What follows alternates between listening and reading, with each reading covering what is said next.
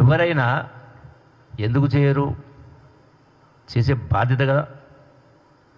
పోనీ నేను అడుగుతా ఉన్నా, మరి నేను చెప్పిన స్వయంగా ఫస్ట్ హ్యాండ్ ఇన్ఫర్మేషన్ ఉండాలని సంబంధిత జిల్లా మంత్రి నేనే స్వయంగా లోపలికి పోయినా కదా.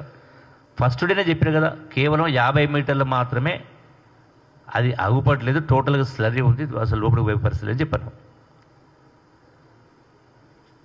మరి వీళ్ళు నిన్న అంతమంది వచ్చి మమ్మల్ని రానియలేదు, మనం అడ్డుకుందరని కింద మాట్లాడితే, వాస్తవంగా మిమ్మల్ని అందరినీ రావడానికి పర్మిషన్ ఇచ్చింది, అక్కడ రావడానికి వాళ్ళు పరామర్శించడానికి పర్మిషన్ ఇవ్వడం జరిగింది కదా. అంటే వాస్తవం అవుతుంటే కేవలం అంటే రాజకీయం కోసం, రాజకీయ లబ్ధి కోసం మాట్లాడే మాటలు తప్ప వాళ్ళ మాటలో ఏమాత్రం కూడా పసలేదు.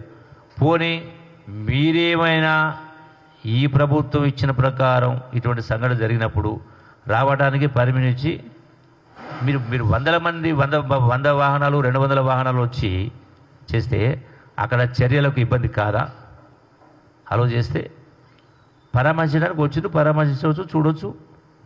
మరి గతంలో ఇటువంటివి ఎన్ని జరిగినాయి? గతంలో ఇటువంటి సంఘటన జరిగినప్పుడు 1 కాదు 2 కాదు. గతంలో ఇదే పాలమూరు రంగారెడ్డిలో ప్రాజెక్టులో ఐ థింక్ సబ్జెక్టు కరెక్షన్ 6 మంది చనిపోయిండ్రు, 6 మంది 7 మంది. వచ్చిందా? కేసీఆర్ వచ్చిండా? హరీష్ వచ్చిండా? అట్లాగే ఆ యొక్క పవర్ హౌస్ మునిగిపోయింది. అప్పుడు కూడా దాంట్లో 9 మంది అనుకుంటా పవర్ హౌస్ మునిగిపోయింది. అప్పుడు వచ్చిండా కేసీఆర్?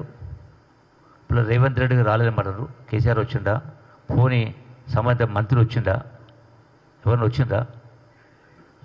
అట్లాగే 1 కాదు, సుమారుగా 70 మంది చనిపోయారు కదా కొండగట్టు బస్సు ప్రమాదంలో.